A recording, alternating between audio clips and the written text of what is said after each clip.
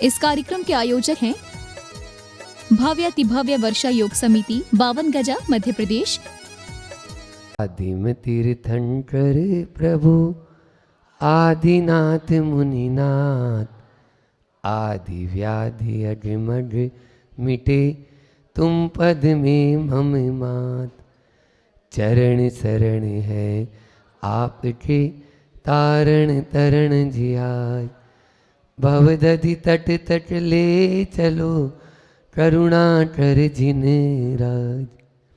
बोलिए 52 गजा के बड़े बाबा आदिम तीर्थंकर आदिनाथ भगवान की, संत शिरोमणि आचार्य गुरुवर विद्यासागर जी महामुनि राज की, परम पूज्य मुनि श्री 108 दुर्लभ सागर जी महाराज की, आज के दीक्षा दिवस की 48 दिवसीय भट्टामृत महामंडल विधान की, 1008 श्री नेमिनाथ भगवान की, भगवान के जन्म और तप कल्याण की, परम पूज्य मुनिवर श्री संतान सागर जी महाराज की।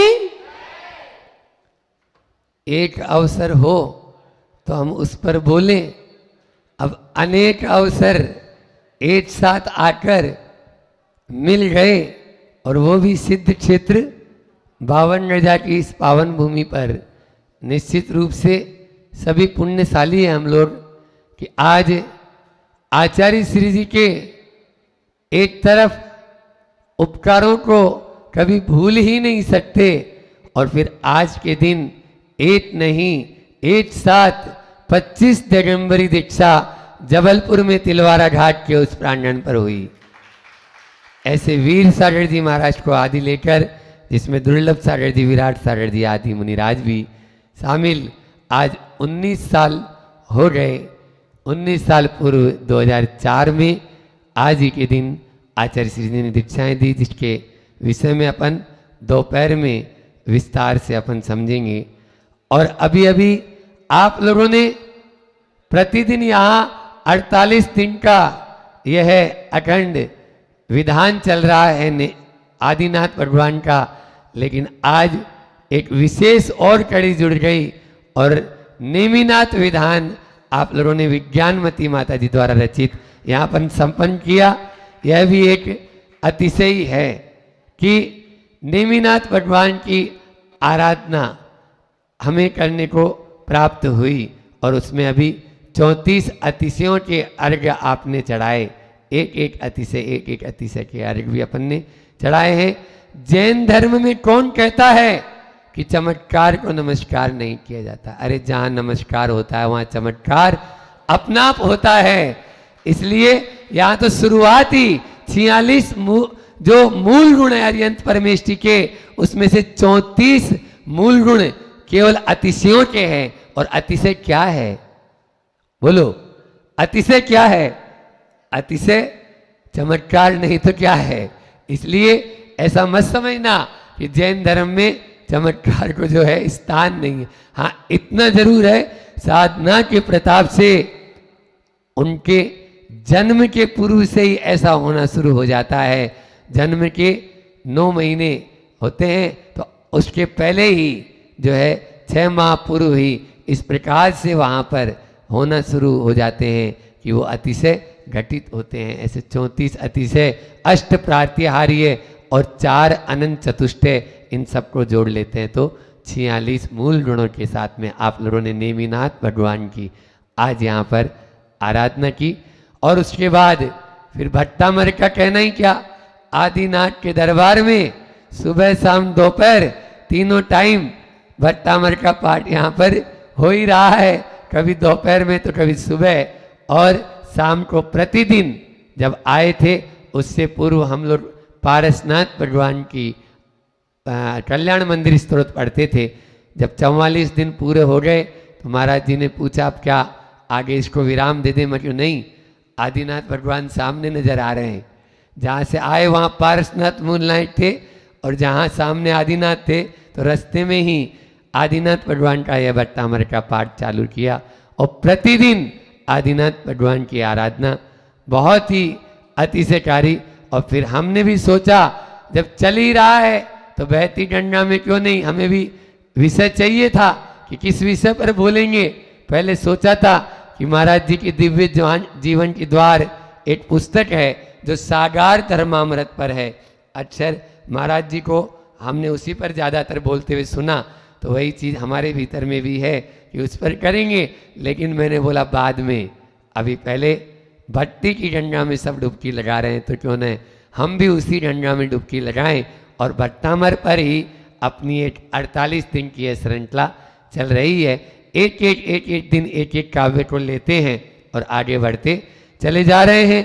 कल अपन ने सीखा था कि एक दीप जल जाता है, अनेकों दीपों को जला देता है।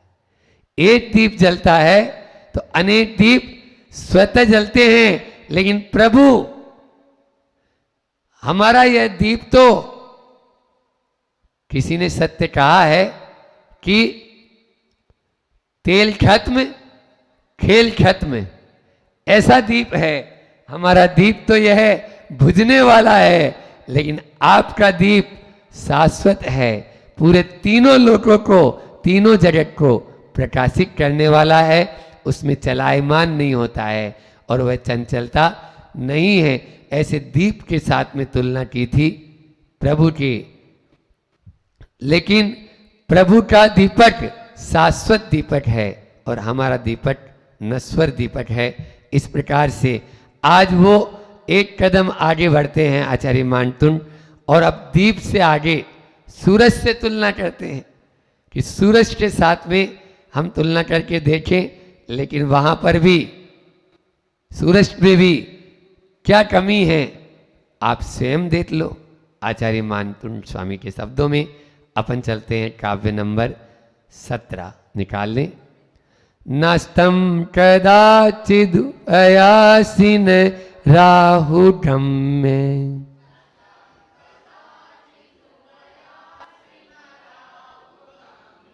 स्पष्टीकरोसि सहसा युग्म जगन्ति,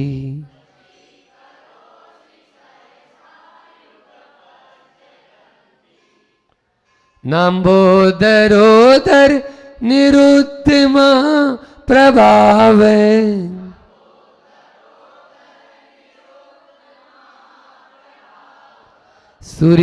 सूर्यातिशासी महिमासि मुनीन्द्र लोके,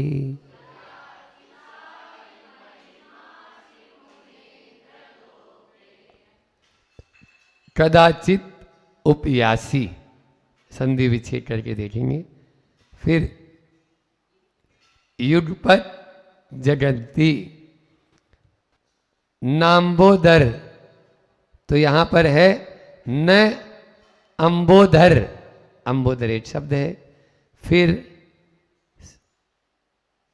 महिमा असी, महिमासी में महिमासी, और बाकी शब्द तो सब एक एक शब्द ही है। इसको देखते हैं, पहले शब्दार्थ देखते हैं, फिर इसका गूढ़ार्थ भी मैं आपको भावार्थ भी बताता हूँ और उसके माध्यम से क्या कहने चाहते हैं।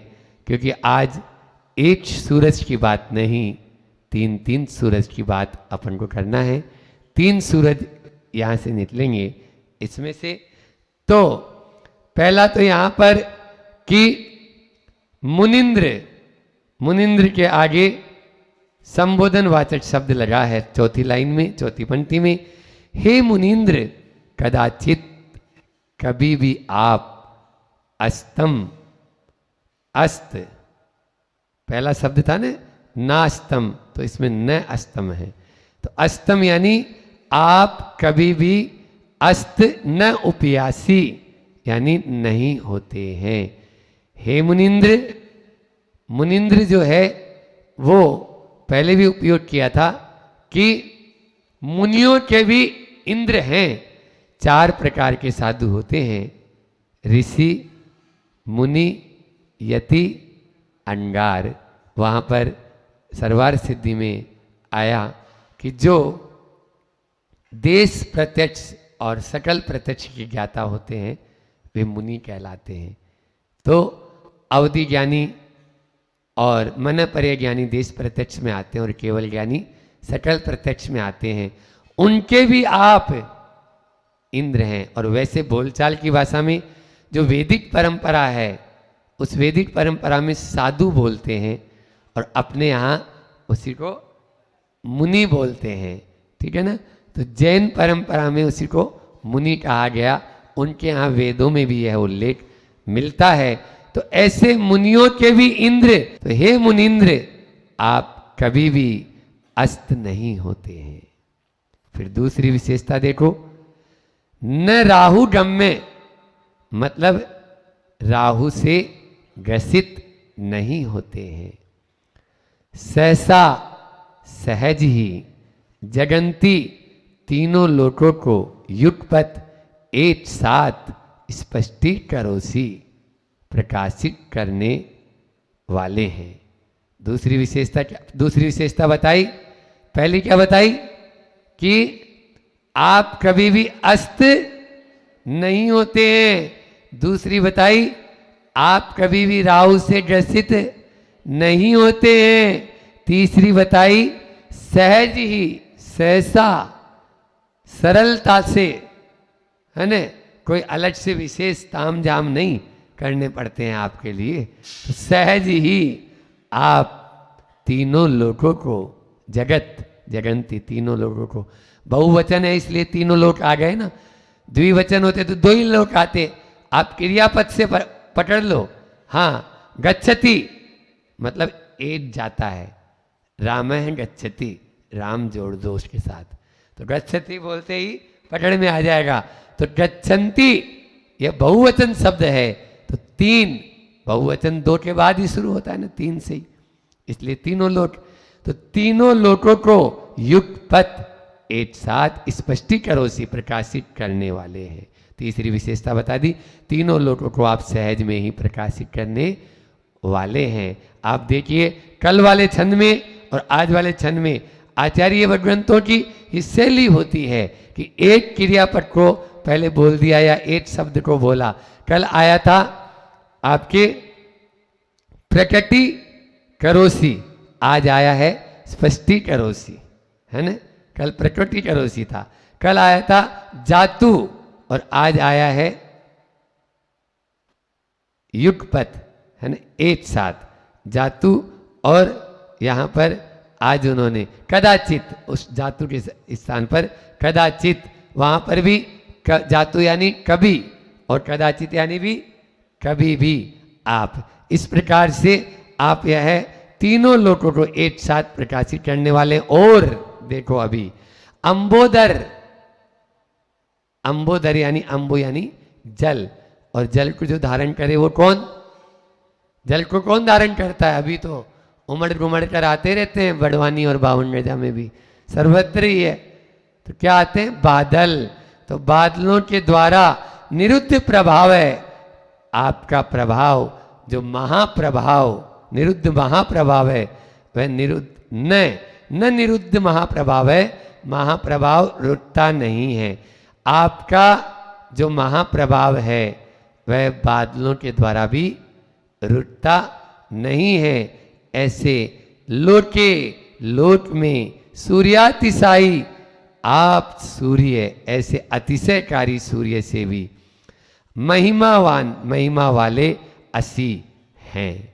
असी यानी है, महिमासी है ना, तो उसमें से महिमा अलग, असी है। फिर से एक बार अर्थ देख लें। हे मुनीन्द्र, कदाचित कभी भी न अस्तम उपयासी, अस्त को प्राप्त नहीं होते हो, न राहु गम्य, राहु से डसे नहीं जाते हो, सहसा सहज ही, जगंती युगपत स्पष्टी करोसी, जगत तीनों जगत को सहज ही प्रकाशित करने वाले हो। और मेघों के द्वारा, अंबोदर मेघों के द्वारा निरुद्ध महाप्रभाव है, महाप्रभाव आपका रुकता नहीं है। और लोक में जो सूरज है ना, लोक में जो ये सूरज दिखता है, इस सूरज से भी आप बहुत अधिक महिमा यानी अतिशय, बहुत अधिक महिमा, महिमा वाले आप हो। असी यानी आप हो। इस प्रकार से यहाँ पर 3-4 विशेषताओं के द्वारा जो बाहर का जो सूरज नजर आ रहा है उस सूरज से अपने आप जो 3 लोक के नाथ हो, चाहे नेमिनाथ भगवान हो और चाहे आदिनाथ भगवान हो, यह नेमिनाथ या आदिनाथ भगवान इनको देखते हैं तो इनका तेज उस बाहर के सूरज से बहुत अधिक है। क्योंकि हे भगवान, यह बाहर का सूरज तो उठता है और छिप जाता है, शाम को छिप जाएगा, तो सवेरे उगा अस्त होता है और मतलब छिप भी जाता है।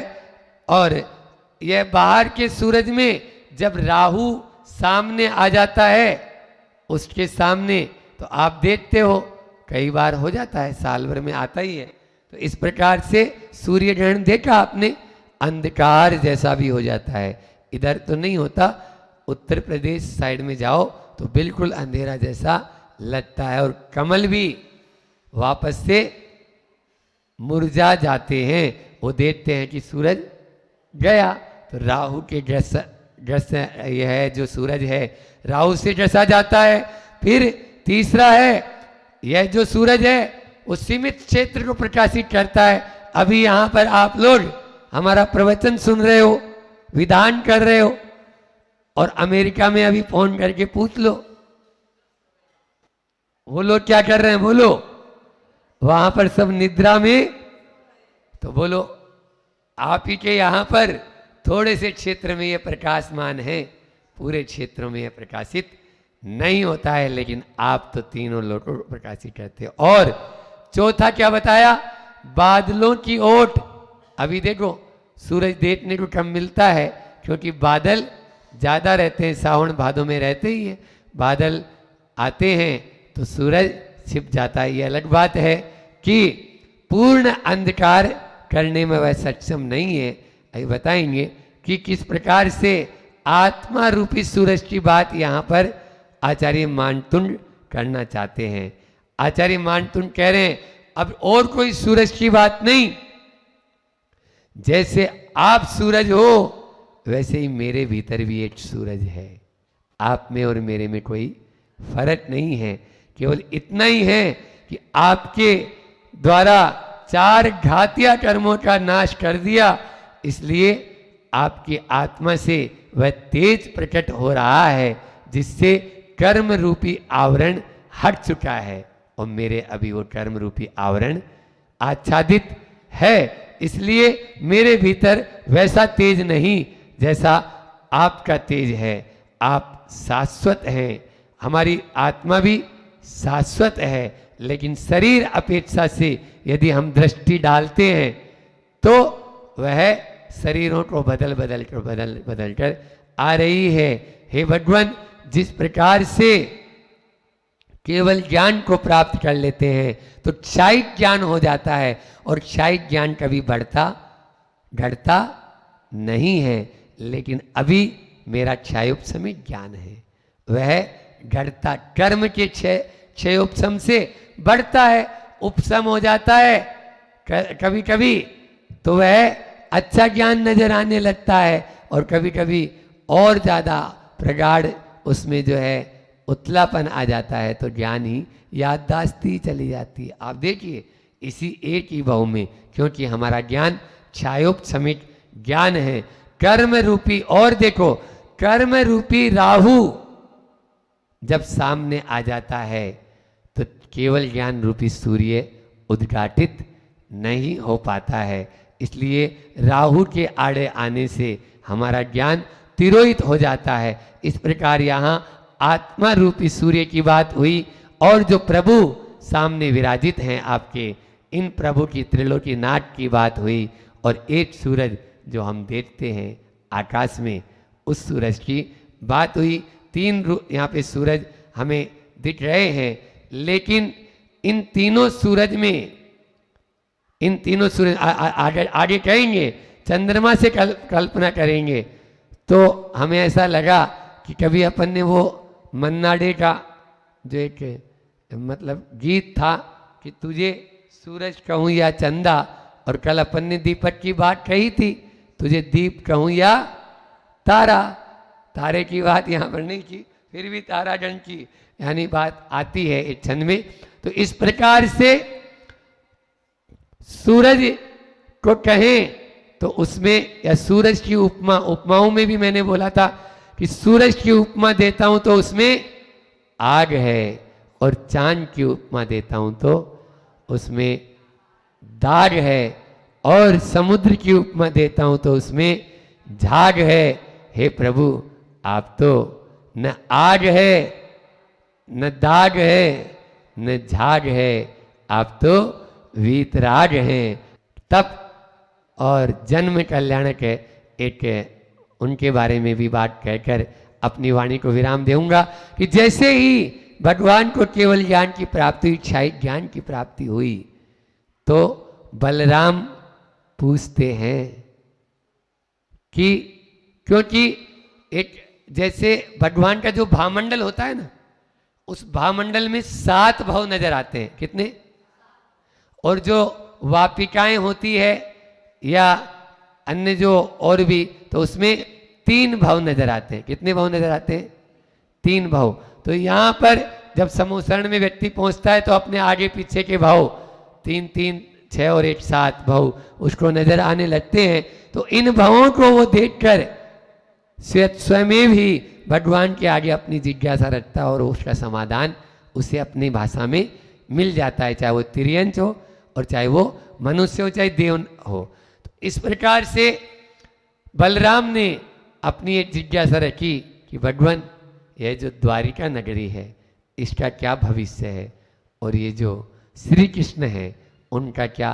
तो उस समय ये बताया था कि द्वारिका आप ही के वंश के जो एक मुनिराज होंगे और उनका नाम होगा द्वीपायन। उन द्वीपायन मुनि द्वारा यह नगरी जल जाएगी और कोई भी नहीं बचेगा।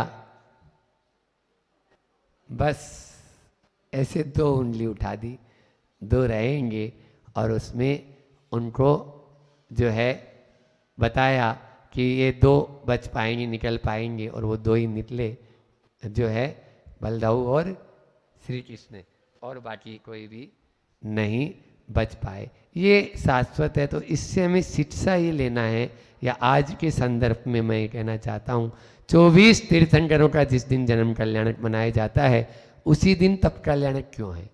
आप ये भी तो देखो ना।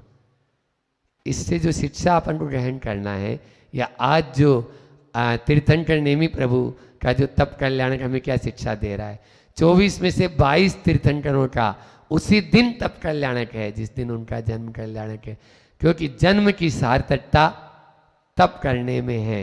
और आप देखिए, चाहे कितने ही बड़े से बड़े 6 खंडाधिपति भी कुछ भी नहीं ले जा सकते हैं।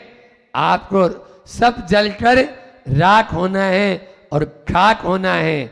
इसलिए द्वीपायन सोच लिए कि मेरे कारण जले तो मैं बाहर चला जाऊं, लेकिन आप पढ़ो तो हरिवंश पुराण, आपके रोंगटे खड़े हो जाएंगे जब वो बाहर चले जाते हैं और उसका ध्यान नहीं रहता।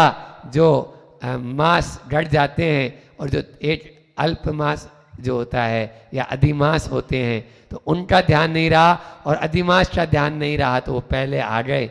और उन्हीं के कारण वह, क्योंकि तीर्थंकर की वाणी कभी भी असत्य नहीं हो सकती, इसलिए हमें भी संयम के मार्ग पर आगे बढ़ना है। और इसी कारण आचार्य श्री जी आज के दिन उन दीक्षा देना वो उचित समझते हैं, और आर्य का दीक्षा दी और मुनिराज दीक्षा, मुनि दीक्षा हुई। इसके बारे में अपन फिर दोपहर में देखेंगे।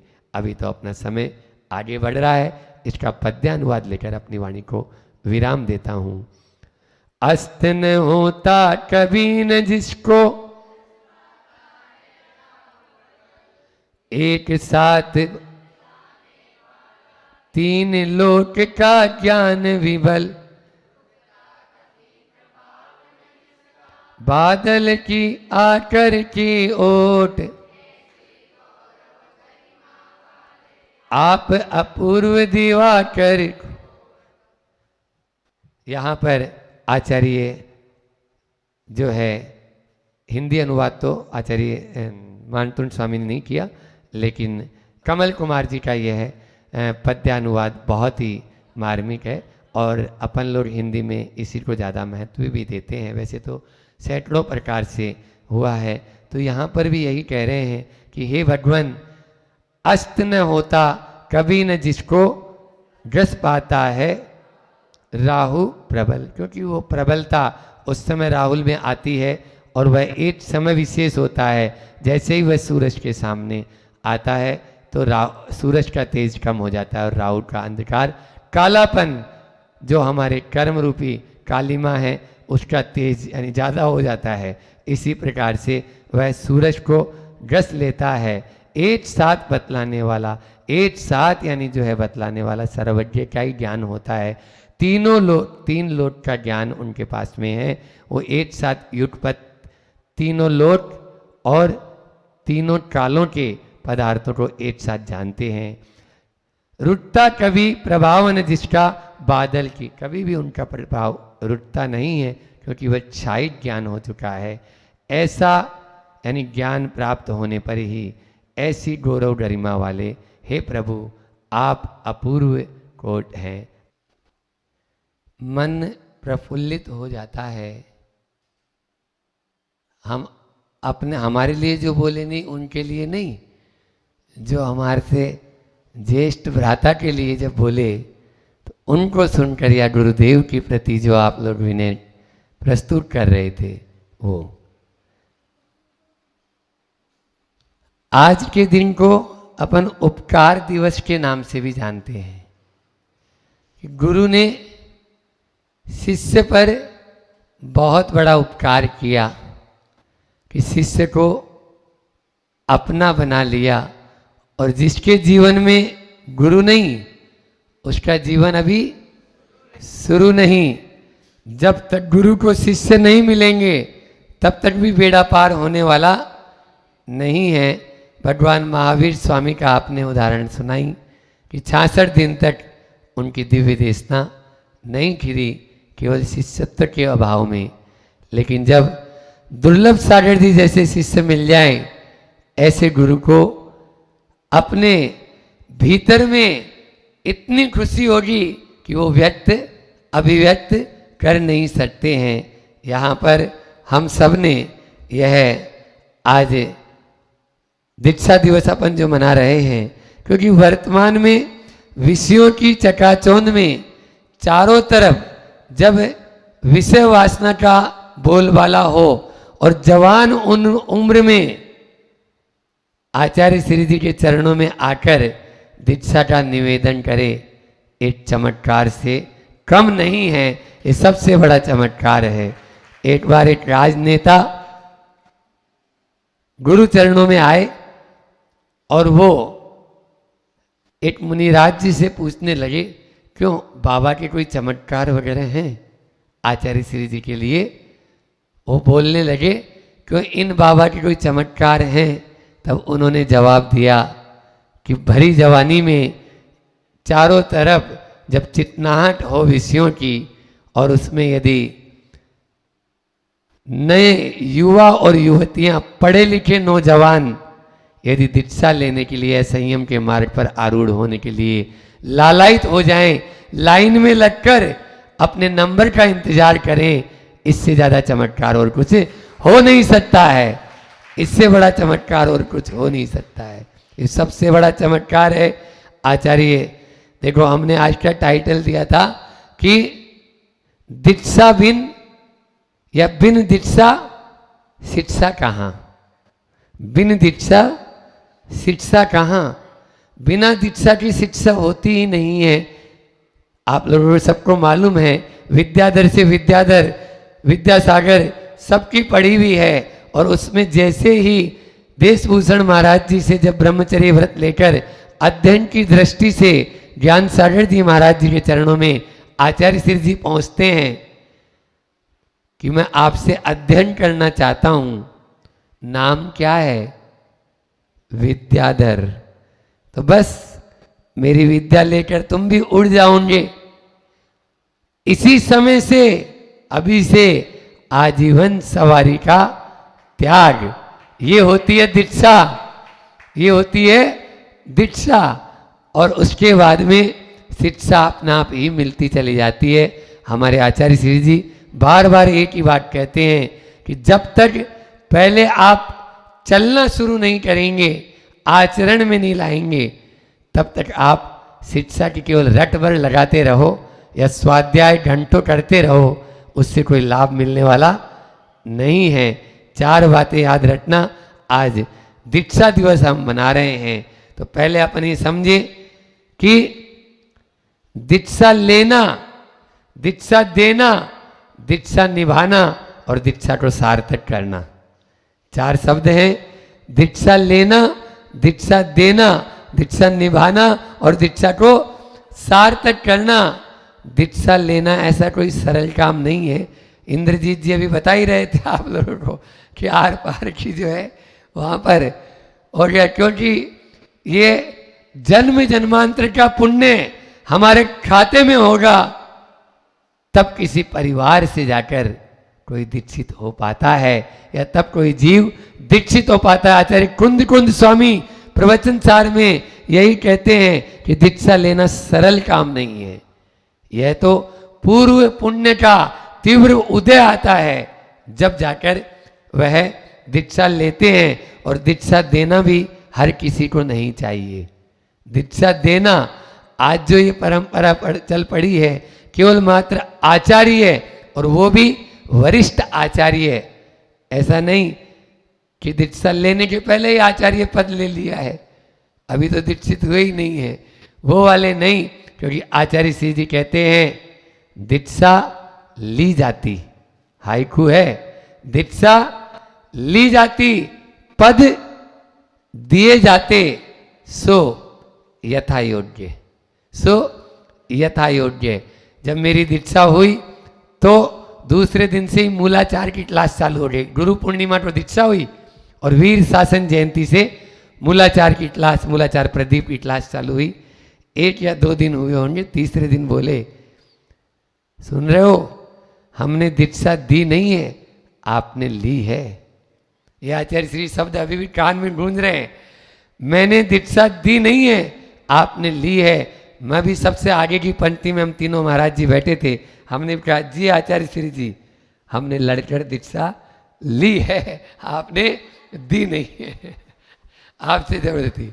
फिर उन्होंने बोला कि शिखर जी की यात्रा करते समय छोटा बच्चा भी मचल जाता है, मैं भी साथ चलूंगा, मैं भी साथ चलूंगा, मैं भी साथ चलूंगा, लेकिन 1-8 किलोमीटर भी नहीं होता है, गोदी ले लो, गोदी ले लो, गोदी ले लो। अब मेरे से गोदी लेने की बात मत करना, क्योंकि दीक्षा ली है, दी नहीं है। समझ में आया? तो इसलिए दीक्षा ली जाती है, दी नहीं जाती है। देना और लेने में बहुत अंतर है। यहाँ पर दीक्षा लेना पुण्य का योग होता है, वही ले पाता है। और हमारे अरुण भैया, अंकुर भैया हैं, ये सब, अरुण भैया हमें चलना सिखाए, ये समझ लीजिए। इनके कमरे में ही हम आए, जब आए थे तो उधर से छोड़ के, और जब दूसरा घर की कोई बात ही नहीं थी, हम तो सोचे बस चल के मुनि बन जाएंगे। लेकिन 202 या 203 नंबर में अरुण भैया था भाग्योदय में, तो सबसे पहले आचार्य श्री जी ने इन्हीं के कमरे में रख दिया। और फिर धीरे धीरे कि ब्रह्मचारी क्या होता है और ब्रह्मचारी कैसे रहता है, ये सब इन्हीं से सीखा। भले ही आज इधर हम आके बैठ गए, वो भी बहुत तड़प रहे हैं। इनके भाई भैया संजीव भैया, अरुण भैया, अंकुर भैया, ये लोग भी। मैं तो आज की इस दीक्षा दिवस के पावन उपलक्ष्य में यही भावना भाऊंगा कि यदि हम लोग जो साधना कर रहे हैं, हम लोग जो माला फेर रहे हैं, वो भी इन भाइयों को लग जाए, ताकि इनकी दीक्षा भी बहुत अतिशीघ्र जल्दी से जल्दी हो जाए, ऐसी भावना रखेंगे। फिर दीक्षा निभाना, लेना सरल है लेकिन निभाना कठिन है। लोग ले तो जैसे होता है ना, शादी कर तो लेते हैं, फिर शादी को ढोते हैं। अब ढो रहे हैं, कर तो ली, अब ढो रहे हैं। ऐसा दीक्षा के साथ नहीं, उत्तरोत्तर विशुद्धि के परिणाम और ज्यादा और ज्यादा और ज्यादा आनंद की हिलोरें अंदर से हिलोर मारनी चाहिए, तब जाके आनंद आता है। और आता ही है, बोलने में तो अपना सब कुछ छूट जाता है, लेकिन जब चूलगिरी पर जाकर बैठ जाते हैं, जैसे आज दुर्लभ सागर जी महाराज हाथ पे हाथ धरकर कुंभकर्ण और इंद्र जी के चरणों में बैठे हैं, तो वो आत्मस्थ में जो आनंद आता है वो अनुभव में ही करने योग्य है, कहने योग्य नहीं है। ये तो मिश्री की डली है, खाएंगे तब पता लगेगा। चलिए एक बात और, दीक्षा लेना और देने की बात हुई तो रेवती रेंज का एक प्रसंग याद आ रहा है। रेवती रेंज में आचार्य श्री जी ने एक ऐसा शख्स आया कि हम लोग उस समय 7-8 महाराज, 7 ही महाराज बचे थे। वो दीक्षित होना चाहता था, लेकिन परिवार वाले उसको अवरोध उत्पन्न कर रहे थे और वो ब्रह्मचर्य व्रत लेना चाह रहा था। आचार्य श्री ने उसकी परीक्षा ली और परीक्षा में पास हुआ और आचार्य श्री जी को पसंद आया। और आचार्य श्री तो जो हीरा पसंद आ जाए फिर क्या कहना, अब चाहे कोई भी रूठे कोई मतलब नहीं, बस पिताजी माँ तैयार नहीं तो बड़े पिताजी और माँ को बुलाए, बड़े पिताजी तैयार हो गए। चलो एक तैयार हुआ, पिताजी के जो उसके पिताजी थे वो भी तैयार हो गए, माँ और दादी तैयार नहीं हुई है। इस प्रकार से वो दोनों तैयार हो गए। उन ब्रह्मचारी जी को बड़े पूज्य महाराज श्री जी के चरणों में भेजा और जैसे ही मालूम चला कि महाराज जी आचार्य श्री जी एंट्री कर रहे हैं, यहाँ तो दीक्षा की खबर बल मिलना चाहिए, फिर तो एक साथ कहाँ से आ जाते हैं कोई पता नहीं। और लाइन, लॉकडाउन की बात है, लाइन लगना शुरू हो गई। अपनी अपनी किराए की गाड़ियां करके, क्योंकि उस समय वाहन भी बंद थे, किराए की गाड़ी करके, अंदर घुसने को नहीं मिलता था। एक एक दिन बाहर रहकर भूख प्यास सहकर भी कैसे भी गुरु जी के पास पहुंच जाएं, कोई महाराज जी हमको देख लें जंगल जाते समय आते समय, बस हम गुरु जी के पास पहुंच जाएं, यही भावना उनकी थी। कुछ को पहुंचाए भी 8-10 बस लोगों को। तो एक दिन गुरु जी अस्वस्थ तो थे, लेकिन उन्होंने हम लोगों से कहा कि मैं उन आचार्यों में से नहीं हूँ जो स्वीकार कर लूँ और तुरंत छोड़ दूँ। मुझे माता पिता कुछ सोच कर अपना कलेजे का टुकड़ा मुझे देते हैं, अपने कलेजे का टुकड़ा मुझे देते हैं, तो उसके अंतिम समय की जिम्मेदारी भी मेरी रहती है। ये है आचार्य विद्यासागर जी महाराज जी इस धरती पर। ये आचार्य श्री जी गुरु जी बोले कि मैं ऐसे नहीं कि आज उसको दीक्षित कर दूं और वो कल कहीं जा रहा है, ऐसा बिल्कुल भी मैं नहीं चाहता हूं। इस प्रकार की इसलिए दीक्षा वही दे सकता है जो योग्य होता है, और दीक्षा निभाता भी वही है जो अडिग और उच्च मनोबल का धारी होता है, दृढ़ इच्छा शक्ति जिसके मन में होती है कि अब कुछ भी हो जाए, अब बैक टू पवेलियन होने वाला काम यहाँ पर नहीं है। और अंतिम दीक्षा को सार्थक करना, दीक्षा को सार्थक वही कर पाता है।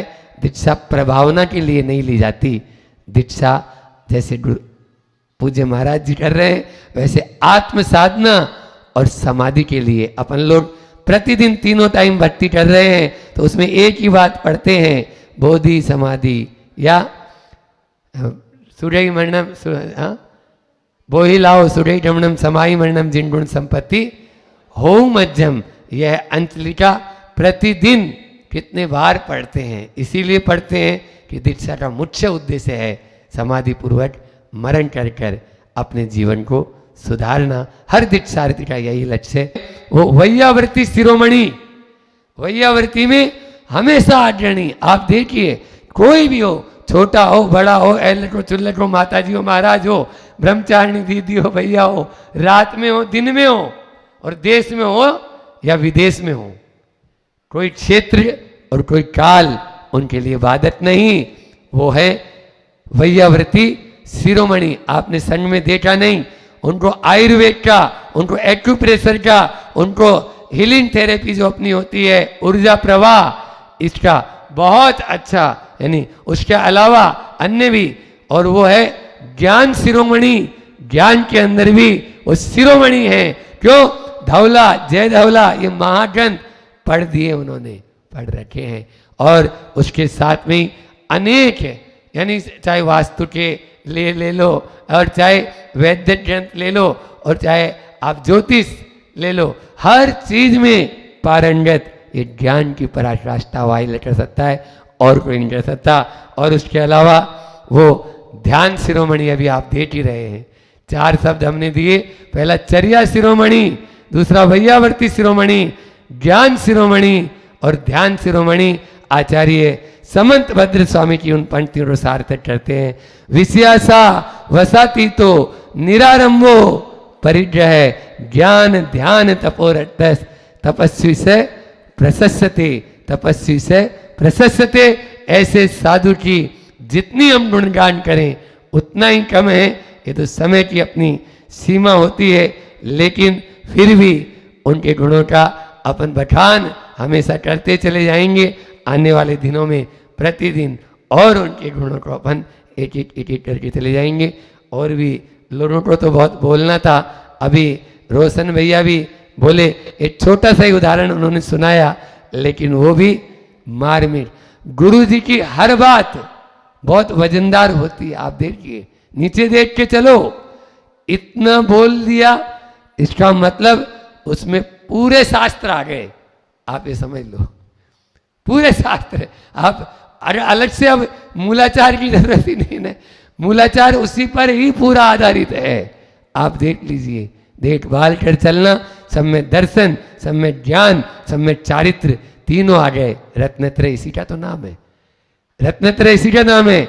देखना, सब में दर्शन, भालना, सब में ज्ञान, और चलना, सब में चारित्र। आचार्य श्री जी एक शब्द को आप पकड़ लो, उसमें आपको अलग से कुछ सोचने और समझने की अपने पास में उतनी कुवत भी नहीं है। इसलिए जो गुरु जी ने कह दिया, बस उसी अभी बोला ना कि दुर्लभ गुरु की आज्ञा का पालन है, यही दुर्लभ तब जान। बस अंतिम जन्म तक हम दोनों इसी प्रकार से हमारी जोड़ी बनी रहे, और आचार्य श्री जी की जो आज्ञा है उसका पालन करते हुए हम भी उनकी तरह उनके पद चिन्हों पर आगे बढ़ते रहे। आज हमने वैसे इन लोगों ने पूछा था, पत्रकार मनीष बैठे हुए हैं, और वो बोले महाराज जी आज का विषय क्या रहेगा, क्योंकि ये 9 दिवसीय प्रवचन माला चल रही है। तो हमने बोला भैया विषय तो हम कुछ देते नहीं हैं, क्योंकि हम तो विषयों को छोड़ने वाले हैं। फिर भी आचार्य श्री जी कहते हैं कि प्रभु के नाम का विषय हम यदि धारण कर लेंगे तो पंचेंद्रिय के विषय सब नदारद हो जाएंगे। इसलिए हमें इन प्रभु का विषय से जुड़ना है, भक्ति के विषय से जुड़ना है, तभी हम उन विषयों को छोड़ पाएंगे। तो मन की गांठ कैसे खोलें, ऐसा मनीष ने बोला था कि मन की गांठ कैसे खोलें। और आज भगवान पारसनाथ ने न केवल गांठ खोली, गांठ खोलने के बाद में भी थोड़ी सी उसमें उसकी जो सालों से अनादि से जो गांठ की जो अकड़न है, बोलते हैं ना रस्सी जल जाती है लेकिन उसका बल नहीं जाता है, ऐसे ही योग निरोध करना अनिवार्य होता है। आप देखिए गरम गरम दूध पी है, क्यों आगे वाली लाइन में बैठे हैं, गरम उतारते उतारते उबलता दूध पिया नहीं जाता जब तक उस दूध को ठंडा नहीं कर ले। नहीं तो बेटे को कहा जाता है, बेटा बोलता है माँ बहुत तेज भूख लगी है, हाँ बेटा तेरे लिए आज मैंने बहुत अच्छी खीर बनाई है, बहुत अच्छी, बोल जल्दी दे जल्दी दे। दे रही हूं ना, क्यों जल्दी मचा रहा है, नहीं जल्दी, मुझे तो जल्दी पड़ी है, तो ले अब कटोरे में दे दी। और जैसे दी थाली में और वो तुरंत उसमें हाथ डालता है, अरे नहीं नहीं नहीं ये तो बिल्कुल जल गया, ये कैसी खीर है ऐसी। तो भैया स्वाद लेना है तो उसके लिए आपको इंतजार भी करना अनिवार्य है। जिस प्रकार से गर्म दूध नहीं पिया जाता, गरम गरम खीर में यदि आप हाथ डाल देंगे तो आपको यानी जो है जल जाएंगे। इसी प्रकार से हम संसार के विषय भोगों से जब मोक्ष मार्ग की ओर आते हैं तो अपने आप को हमें ये जो गर्माहट है ना, इसको पहले ठंडाहट में बदलना पड़ेगा। समझ में आया? ठंड में बदलना पड़ेगा। तो सभी तीर्थंकर 24 के 24 तीर्थंकर योग निरोध करते हैं, जबकि उनको क्या कोई गर्मी उनके तो थी नहीं, लेकिन फिर भी समोसरण रूपी लक्ष्मी को छोड़े बिना, समोसरण का केवल ज्ञान तो हो गया, बस वो केवल ज्ञान ही होगा, अभी आपको जो सिद्धों का जो ज्ञान है, सिद्धों का जो सुख है, अव्याभात सुख की प्राप्ति 3 काल में नहीं हो सकती। इसलिए उनको 1 महीने पहले, पारसनाथ भगवान को 1 महीने पहले, क्योंकि भगवान आदिनाथ और भगवान महावीर स्वामी इन दोनों का काल थोड़ा सा 1 महीने से भिन्न है। बाकी सब 1 महीने पहले योग 22 तीर्थंकर 1 माह तक योग निरोध किए, ध्यान में आरूढ़ हुए, तब जाके ऐसे ही नहीं। चौथा शुक्ल ध्यान इतना सस्ता नहीं है।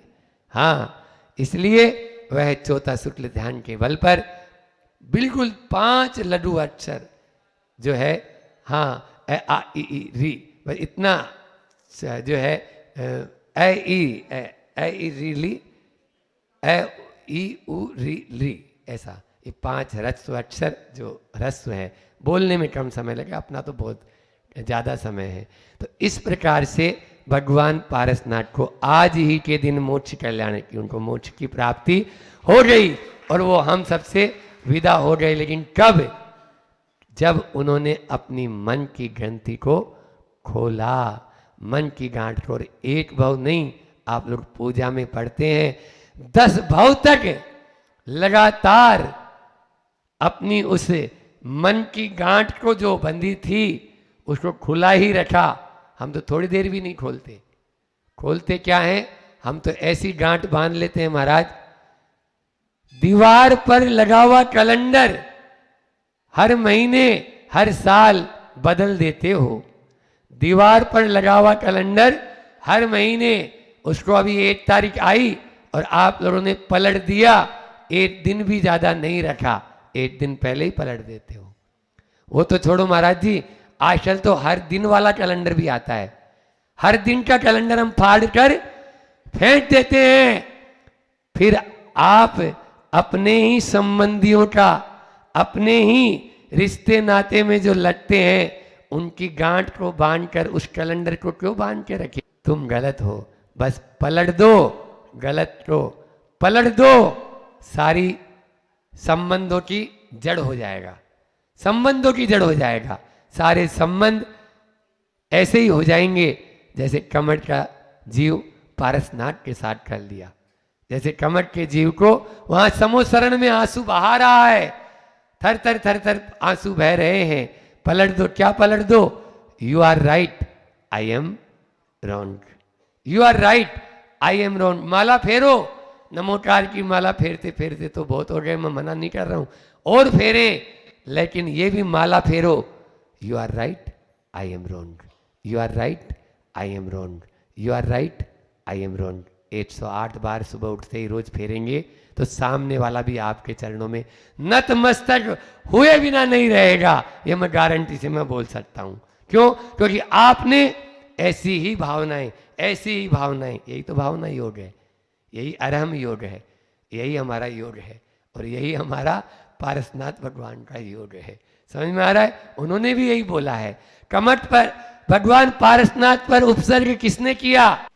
भगवान पारसनाथ पर उपसर्ग, ये संस्मरण याद आ रहा है, 2003 में आचार्य श्री जी अमरकंटक में आचार्य श्री जी विराजमान थे, और उस दिन मोक्ष सप्तमी के दिन मैं उनके पावन चरणों में वहीं था, ब्रह्मचारी था।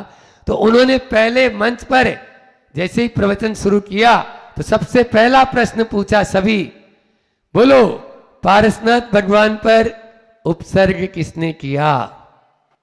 हम आपसे पूछ रहे हैं वही प्रश्न अब, क्योंकि हम भी तो मुनि बन गए ना। बोलो, सारे मुनि राजों से भी पूछा, बोलो महाराज जी, बोलो भैया जी, कौन ने किया? कमट ने किया, है ना? सब एक ही उत्तर दे रहे थे, लेकिन हम लोगों को तो मालूम था। और आचार्य श्री जी ने कहा, बिल्कुल ठीक, अभी इधर से आवाज भी आई, उन्हीं के कर्मों ने उन पर उपसर्ग किया, इन्हीं कर्मों ने कर दीना चौपट्टा मेरा, है ना? हाँ, दुपट्टा नहीं लिया, गाना तो गा लेते हैं लोग, लेकिन इन्हीं कर्मों ने कर दीना चौपट्टा मेरा। बस ये हमेशा ध्यान में रखो, कर्म सिद्धांत को जो याद रखेगा और कर्म कांड में जो नहीं उलझेगा, वो भगवान पारसनाथ की तरह एक दिन निर्वाण को प्राप्त कर जाएगा। भगवान पारसनाथ की तरह एक दिन निर्वाण को कर्म कांड में तो हम उलझ जाते हैं। इसने लोन चढ़ाया, मुझे बादाम ही मिली, ये कर्म कांड है। हाँ, यहाँ करे, वहां करे, ऐसे करे, फल चढ़ाए, ये नहीं चढ़ाए, वो नहीं चढ़ाए, ये सब कर्म कांड है। कर्म सिद्धांत को दरकिनार कर दिए हो, कर्म सिद्धांत को याद रखो। भगवान पारसनाथ ने के जीव ने हर भाव भाव में कर्म सिद्धांत को याद रखा। अरे केवल मात्र आप किस बात कर रहे हो, इसकी मनुष्य पर्याय की बात नहीं, त्रियंच पर्याय में भी उन्होंने कर्म सिद्धांत को याद रखा। और तभी तो वज्र घोष हाथी की पर्याय में यही नैनागिर, अभी हम वहीं से आ रहे हैं, तो नैनागिर में एक पत्थर का हाथी बना हुआ है, वहां नदी के अंदर आकृति वैसी पत्थर की हाथी जैसी, उस पर लिखा हुआ है वज्र। ऐसा सुनते हैं, किंवदंती भी हो सकती है, लेकिन ऐसा सुनते हैं और वहां के लोग भी बोलते हैं कि वज्रघोष हाथी को सम्यक दर्शन की प्राप्ति यहीं हुई। और इसीलिए नैनागिर से पारसनाथ का घनिष्ठ संबंध है, और आया भी होगा निश्चित रूप से, ऐसा कोई नहीं है। तो वज्रघोष हाथी वहां पर आया और वहीं उसकी संलेपना भी हुई। तो वज्रघोष हाथी ने उस अपनी पर्याय में एक मुनि महाराज के उपदेश के द्वारा उसको जाति स्मरण हुआ, और जाति स्मरण हुआ और धर्म स्मरण दोनों ही हो रहे। सम्यक दर्शन की प्राप्ति के जो भाई निमित्त 6 बताए गए, जाति स्मरण, धर्म श्रवण, देव रिधि दर्शन और देव महिमा दर्शन, हाँ, और वेदना अनुभव नारकियों में, ये 6 कारण बताए गए हैं। इस प्रकार से धर्म श्रवण जो अभी हो रहा है, इसके माध्यम से भी सम्यक दर्शन की प्राप्ति होती है। और न केवल आप तो मनुष्य पर्याय में हो, आप लोग तो मनुष्य पर्याय में हो, संगी पंचेंद्रिय हो, ये बिल्कुल ठप्पा लगा हुआ है। इसलिए कोई आप लोग यानी जो है ना वो न समझे, वहां त्रियंच पर्याय में भी वहां उसको हो रहा है। और भगवान महावीर स्वामी का ले लो, अभी वर्तमान काल के जो शासन नायक हैं, उनको शेर की पर्याय में सम्यक दर्शन की प्राप्ति। और मैंने तो देखा, मेरा तो अपना अनुभव है, जब मैं ब्रह्मचारी अवस्था में था तब भी और अभी भी, मान लीजिए कई लोग आते हैं, अश्रुधारा बहने लगती है, और हम जैसे अदने से महाराज जी आचार्य श्री जी की बगिया का सबसे छोटा पुष्प है हम, ये समझ लो, सबसे छोटा पुष्प है। कर्म के उदय से लास्ट में हुआ, अपन भी कर्म को ही मानो कि लास्ट में अपनी दीक्षा हुई और अंतिम दीक्षा में हमारा नंबर था।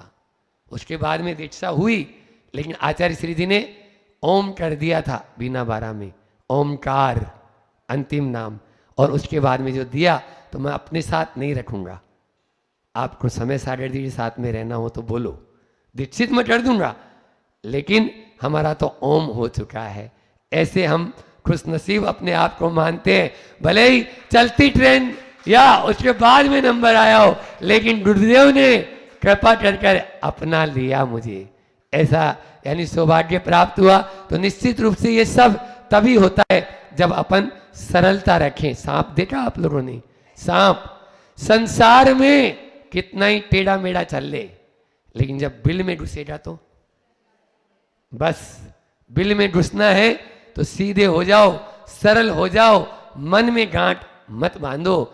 यदि हो भी गई सांस की बहुत से भिड़ गई, कोई बात नहीं, थोड़ा सा आंखों में पानी लाओ और बोल दो, सॉरी बेटा, मैंने गलती से बोल दिया था तुम्हें, मेरी ही गलती थी। इतना सा बोल दोगे तो बहू भी रोए बिना नहीं रहेगी, मैं गारंटी दे रहा हूं, बहू भी रोए बिना नहीं रहेगी। नहीं, माँ रो रही है तो मेरी आंखों में पानी, उसकी आंखों में तो पहले आएगा। कोई जड़ नहीं है, आप लोग बैठे हुए यहाँ पर सब चेतन है, और मैं जड़ को सुना भी नहीं रहा हूँ, समझ में आया? चेतन को ही सुना रहा हूँ। तो चेतन को सुना रहा हूँ तो आत्मा पर तो प्रभाव पड़ता ही है, कितना ही चाहे कोई पत्थर दिल भी क्यों ना हो, पत्थर दिल भी हमारे यहाँ पिघल जाता है। इस प्रकार से हम कर्म सिद्धांत को याद रखेंगे और अपने आप को हमेशा नियंत्रण में रखें। आचार्य श्री जी का हाइकु याद रखो, मन को ठंडे बस्ते में डालना ही मोक्ष मार्ग है। हाइकु क्या है? मन को ठंडे बस्ते में डालना ही मोक्ष मार्ग है, लेकिन हम हैं कि तुरंत जवाब दे देते हैं या गर्म हो जाते हैं। कोई बात नहीं, मैं मुनि महाराज बन गया तो भी मेरे से गलतियां हो रही है। ऐसा थोड़ी है कि मैं कोई दूध से धुला हुआ बिल्कुल अब केवल ज्ञानी हो गया हूँ। अभी छदमस्त अवस्था में हूँ, श्रावक को भी डांट देता हूँ। तो इसलिए लेकिन तुरंत शाम को अपना एनालिसिस करता हूँ, रात्रि में अपना बैठकर चिंतन करता हूँ, या चूलगिरी के उस पहाड़ पर जब जाता हूँ तो प्रतिक्रमण करते समय एक ही बात याद आती है, देखो आज अपन ने उनको डांट दिया था, अच्छा नहीं है। चलो दूसरे दिन उनके जब आएंगे, भाई कल तेज आवाज में थोड़ी बात, नहीं महाराज जी आप तो समझा रहे थे, हमें डांट खा रहे थे, वो यही बोलेगा। लेकिन फिर भी उसके साथ में यदि अपन तुरंत, हाँ उसको लेट मत होने दो। लेट होता है ना, ये घाव होते हैं, जैसे घाव होता है तुरंत, छोटा सा फुंसी है तुरंत उपचार कर दो। अग्नि है, अग्नि है, यदि छोटी सी होगी फूंक से बुझ जाएगी, थोड़ी तेज हो गई एक बाल्टी पानी डालना पड़ेगा, और तेज हो गई तो मोहल्ला भर को बुला के डालना, और मान लीजिए और पूरे ज्यादा तेज, पूरा घर ही जल रहा है तो 101 जल्दी आओ, फायर ब्रिगेड, हाँ, और 5-7 दमकल एक साथ आती है और उसको बुझाने में लग जाती है। यही तो यहाँ पर मन की गांठ खोलने में है। छोटी सी यदि कसाय है, यदि मान लीजिए हो भी गया, होएगा, रोज होएगा। 2 बर्तन जहाँ होते हैं भिड़ते हैं, वो तो भिड़ेंगे, आप चिंता की बात मत करो, लेकिन उससे क्षमा याचना करने में अपने आप को छोटा मत समझो। 1 बार नहीं, 2 बार नहीं, 100 बार नहीं, 1000 बार बोलेंगे कि भैया गलती हो गई, क्या करें, तो जो बोले वो कर ले भैया, और तो क्या कर सकते हैं, इतना ही कर सकते हैं। जो तुम देना चाहे पनिशमेंट वो हमें मंजूर है, वो सामने वाला भी पानी पानी हो जाएगा। इसलिए लेकिन मन है ना, उसमें एक डंडा लगा है, डंडा, मैं के अंदर एक डंडा लगा है, और वो डंडा का है पता है, वो बिल्कुल अकड़ा हुआ, बिल्कुल, उसको बोलते हैं मान। क्या बोलते हैं? मान। इसलिए वो नमन, नमन शब्द मूठ माटी का है, ये वहीं से उठाया हमने। तो मूठ माटी में आचार्य श्री कहते हैं कि मन कभी भी झुकता नहीं, नमन नहीं होने देता, क्योंकि उसके अंदर ही लगा हुआ है न मन इति नमन। नमन क्यों नहीं हो रहा? और या फिर दूसरा अर्थ है, जहां मन को आप दरकिनार कर, बैठ जाए चुपचाप, तब होगा नमन। जहां मन रहेगा नहीं, तभी कर पाएंगे आप प्रभु के चरणों में नमन। नहीं तो मन जो है वो मान का पुतला होता है और वो मानता नहीं। हाँ, बार बार आपको, अरे कैसे, अब तो उनकी गलती है, मैं देख रहा हूं ना, सरासर उनकी गलती थी, बिल्कुल मेरी कोई गलती है ही नहीं, मैं कैसे झुकूंगा, वो झुके तो झुके, महाराज मेरी कोई गलती नहीं है ना। हम भी उसको समझा रहे, बेटा एक बार कर दे, नहीं महाराज मेरी कोई गलती नहीं है, आप जानो आपके काम में। लो साहब, अब महाराज भी देखते हैं कि अपने चुपचाप बैठा रहे, वो अपना अकड़ा हुआ है, जब आएगी तब आएगी अकड़। इसलिए कभी भी यदि मन की गांठ को खोलना है तो इन बातों का ध्यान रखें कि हम अपने मान को दरकिनार कर दें, कर्म सिद्धांत को याद रखें, सामने वाला निमित्त है, उपादान तो मेरा स्वयं है। इस बात को, वो तो केवल मोहरा पिक्चर एक मूवी है, मोहरा दूसरे को मोहरा बना देते हैं, तो वो मोहरा अपन दूसरे को बना देते हैं, वो तो सामने मुठोटा है, इसलिए उस पर आप टूट मत पड़ो। और दूसरी अंतिम बात है कि अपने मन को हमेशा नियंत्रण में रखने के लिए, जो है मन को जीतने के लिए, अपन बाहरी वातावरण पर मत जाओ, अपने भीतरी आत्म तत्व पर जाओ। आत्मदृष्टि होते ही आप कभी भी किसी दूसरे पर टूटेंगे नहीं, इतना ही रखते हैं। अपने मन में बार बार ये फीलिंग देंगे, तभी जो है हम अपने आप को मन की गांठ से परे रख पाएंगे। दोपहर में अपन और देख लेंगे, अभी इतना ही रखते हैं क्योंकि समय भी अपना पूरा हो चला है। बोलिए अहिंसा परमो धर्म की। आचार्य गुरुवर विद्यासागर जी महा। इस कार्यक्रम के आयोजक थे भव्य तिभव्य वर्षा योग समिति, 52 गजा, मध्य प्रदेश।